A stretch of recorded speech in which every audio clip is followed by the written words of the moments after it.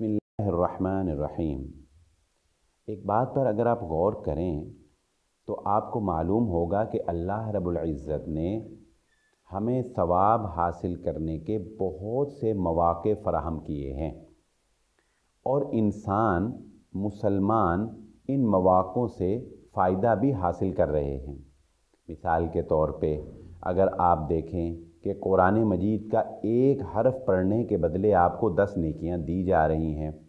सदका करने का सवाब इतना ज़्यादा है कि उसको 700 गुना तक बढ़ा दिया जाता है। बसा औक़ात बढ़ाकर उसको ओहद पहाड़ के बराबर भी कर दिया जाता है। आप वज़ू करते हैं तो कदम कदम पर आपको सवाब मिलता है नमाज के लिए जाते हुए। यही काफ़ी नहीं, इशा की नमाज के बाद अगर आप 4 रकत पढ़ लेते हैं तो लैलतुल क़द्र में इबादत करने का सवाब मिल रहा है। और फिर लैलतुल क़द्र की रात में अगर आप इबादत करते हैं तो वो 1000 महीने से बेहतर है। इसी तरह और बहुत से ऐसे ज़िक्र व अज़कार हैं कि जिनका सवाब अल्लाह रब्बुल इज़्ज़त ने बहुत रखा है। लेकिन जब हम दीन का ज़रा गहराई से जाकर मुतालिया करते हैं तो ये बात समझ आती है कि क़यामत वाले दिन बहुत से लोग सवाब की कमी की वजह से नहीं बल्कि इंसानों को दुख देने की वजह से पकड़े जाएंगे। सवाब बहुत होगा लेकिन किसी की दिल आज़ारी की, किसी को गाली दी, किसी का हक़ मारा, किसी के साथ ज़्यादती की, ये सारे ऐसे गुनाह हैं, ये ऐसी बद अखलाकियाँ हैं कि सवाब के पहाड़ों को ये रेज़ा रेज़ा कर देंगी। याद रख लीजिए ये बात। इस वक्त हमें सवाब के साथ साथ अखलाक की ज़रूरत भी है। हमारा मुआशरा बद अखलाकी की दलदल में तेज़ी से धंसता चला जा रहा है। हमारे दिल तकब्बुर में फ़िरऔन को भी शिकस्त दे रहे हैं। फ़िरऔन जो था वो यही तो था कि वो अपनी बात पर किसी की बात बर्दाश्त नहीं कर सकता था। वो ये गवारा नहीं करता था कि उसकी मैं, उसकी अना के आगे कोई और खड़ा होकर सामने आ जाए, उसके मद्दे मुकाबिल आ जाए। ये बात फ़िरऔन को बर्दाश्त नहीं थी। आज हमारे दिलों के अंदर भी फ़िरौनी तकब्बुर घर कर चुका है।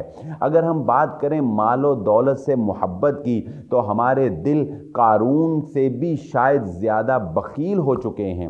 वो भी तो यही कहता था, क्यों खर्च करूं अल्लाह के रास्ते में, मैंने अपनी मेहनत से कमाया है, मुझ में जो सलाहियत है मैंने उससे ये माल हासिल किया है, क्यों गुरबा और मसाकीन के ऊपर खर्च करूं।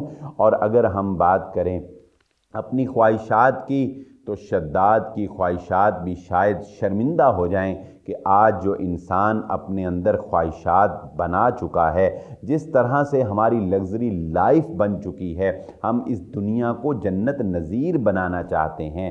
जी हाँ, लेकिन याद रख लीजिए मुहम्मदुर रसूलुल्लाह सल्लल्लाहु अलैहि वसल्लम की तालीमात ये थीं कि आप सल्लल्लाहु अलैहि वसल्लम ने इरशाद फरमाया, मुझे ये बात बहुत ज़्यादा पसंद है कि मैं 1 महीना मस्जिदुन नबवी में एतिकाफ़ करूं। इसकी निस्बत मैं ये पसंद करूंगा कि मैं किसी मुसलमान के साथ चलूं और उसकी तकलीफ़ में उसका साथ दूं, यहाँ तक कि उसकी तकलीफ़ को उससे दूर कर दूं। यानी इस 1 महीने के एतिकाफ़ के सवाब पर हमारे नबी मुहम्मदुर रसूलुल्लाह सल्लल्लाहु अलैहि वसल्लम वो इंसानियत के काम आने को, इंसान का दुख दर्द बांटने को तरजीह दे रहे हैं। लेकिन आज हमारा हाल ये है कि बैतुल्लाह में भी हज की और उम्रे की कसरत है, मसाजिद में भी क़यामुल लैल हो रहा है, मसाजिद में भी लंबी लंबी दुआएं जो हैं वो वितर के अंदर मांगी जा रही हैं। लेकिन मामलात ये हैं कि हमारी ज़ुबान लान तान करने वाली है। हम ज़ुबान से अपनों को वो ज़ख़म देते हैं कि जो ज़ख़म उनके दिल को रेज़ा रेज़ा कर देते हैं, वो ज़ख़म जो कभी भरने नहीं पाते हैं। जबकि आप जानते हैं रसूलुल्लाह सल्लल्लाहु अलैहि वसल्लम ने ईद के मौका के ऊपर ख़वातीन को मुखातिब करके कहा था, मैंने जहन्नुम में तुम्हारी कसरत को देखा है। آپ نے تلقین فرمائی تھی صدقہ زیادہ کیا کرو۔ جہنم میں کثرت کو کیوں دیکھا ہے؟ دو برائیاں، جبکہ آپ مشاہدہ کر کے دیکھ لیں، خواتین مردوں کی نسبت عبادت میں آگے ہوتی ہیں، مردوں کی نسبت ذکر و اذکار میں آگے ہوتی ہیں، لیکن نبی صلی اللہ علیہ وآلہ وسلم فرما رہے ہیں تمہارے اندر دو باتیں ایسی پائی جاتی ہیں جس کی وجہ سے جہنم میں تمہاری کثرت ہے، اور ان میں سے ایک بات کہ تم شوہر کی نافرمانی، ناشکری کرنے والی ہوتی ہو، اور دوسری بات تم زبان سے بہت زیادہ لعن طعن کرنے والی ہوتی ہو۔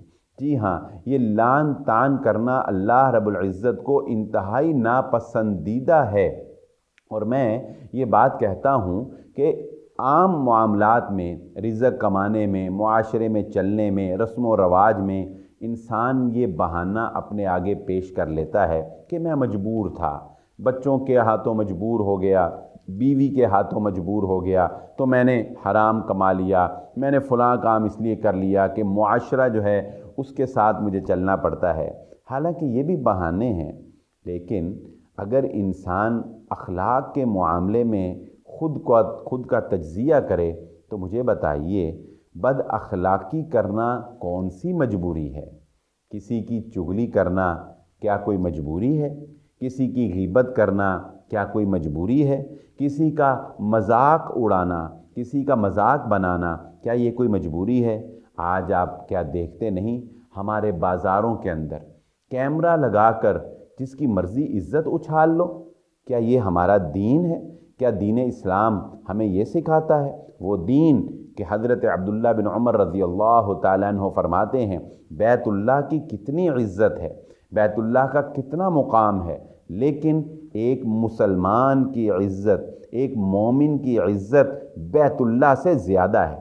آج ہم راہ چلتے لوگوں کی عزتیں جو ہیں وہ نیلام کر رہے ہیں، آج ہم اور ان کے ساتھ ایسے بیہودہ مذاق کر رہے ہیں گویا کہ ہمیں کسی کی حیا نہیں رہی، کسی معزز شخصیت کی حیا نہیں رہی، اور آخر میں ہم یہ کہہ دیں کہ یہ ہم نے آپ کے ساتھ یہ پرانک کیا ہے۔ کیا پرانک کے نام کے اوپر جس کا مرضی مذاق بنا لو، جس کی مرضی تضحیک کر دو، اور اس میں خواتین کے تقدس کا بھی خیال نہ رکھو، بیٹیوں کی حیا کا بھی اور شرم کا بھی خیال نہ رکھا جائے؟ یہ ہم کس طرف جا رہے ہیں؟ یہ ہمارا معاشرہ کس طرف جا رہا ہے؟ اور اگر ہم بات کریں کہ اس سوشل میڈیا کے اوپر ہم تضحیک کرنے میں، مذاق بنانے میں اور مذاق اڑانے میں کس حد تک گر چکے ہیں کہ یہ میمیں بنانا، یہ روسٹنگ کرنا، یہ عجیب و غریب سی ویڈیوز کے ساتھ ہنسی جیسے کلپ اور تضحیک آمیز کلپ جو ہے وہ اٹیچ کر دینا، یہ کیا انسانیت ہے؟ مسلمان کے لیے تو یہ باتیں بالکل ہی زیب نہیں دیتی، لیکن میں یہ کہتا ہوں یہ تو انسانیت کے بھی خلاف ہیں۔ یاد رکھ لیجئے یہ بات، مسلمان باوقار ہوتا ہے، مسلمان مہذب ہوتا ہے، مسلمان کبھی اپنی زبان سے کسی کو تکلیف نہیں پہنچاتا۔ رسول اللہ صلی اللہ علیہ وآلہ وسلم نے ارشاد فرمایا تھا مسلمان کی تعریف کرتے ہوئے، المسلم من سلم المسلمون من لسانہ و یدہ، فرمایا مسلمان کی پہچان یہ ہے، وہ شخص مومن نہیں ہو سکتا کہ جس کے شر سے، جس کی بد اخلاقی سے اس کا پڑوسی تکلیف میں ہوتا ہے، جس کا پڑوسی اس اپنے ہمسائے سے خوش نہیں ہے، وہ اپنے پڑوسی کی وجہ سے تکلیف میں ہے۔ اللہ کے نبی صلی اللہ علیہ وآلہ وسلم فرماتے ہیں کہ وہ شخص مومن نہیں ہو سکتا۔ ہم مسلمانوں کو کیا ہو گیا ہے؟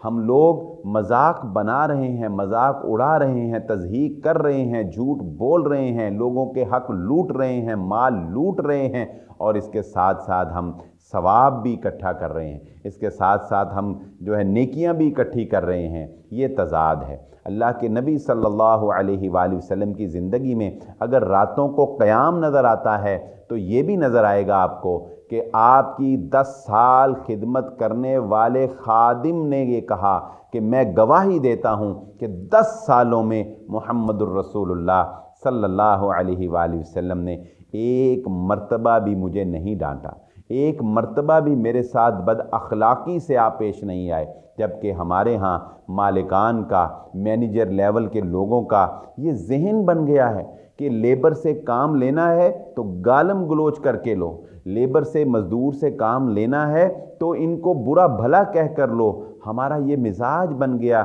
کہ برا کہے بغیر، گالی دیے بغیر ہم ان سے کام نہیں لے سکتے۔ یہ مزاج کیوں بن گیا؟ یہ بد اخلاقی والا مزاج یہ ہمارا کیوں بن گیا؟ ہم نے اپنے پورے معاشرے کو بد اخلاقی کے اندر ڈھال لیا۔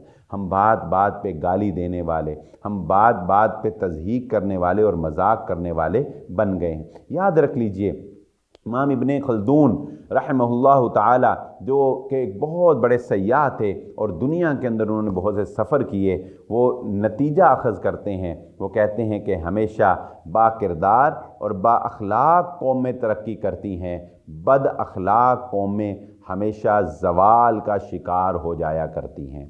ہمارے نبی محمد الرسول اللہ صلی اللہ علیہ وآلہ وسلم کو اللہ رب العزت نے اعلیٰ درجے کا اخلاق عطا کیا تھا۔ آپ صلی اللہ علیہ وآلہ وسلم کبھی کسی کے ساتھ نازیبا گفتگو نہیں کرتے تھے۔ آج میں یہی آپ احباب کے گوش گزار کرنا چاہتا ہوں کہ ثواب کے ساتھ ساتھ اخلاق پر بھی توجہ دیں۔ شکریہ۔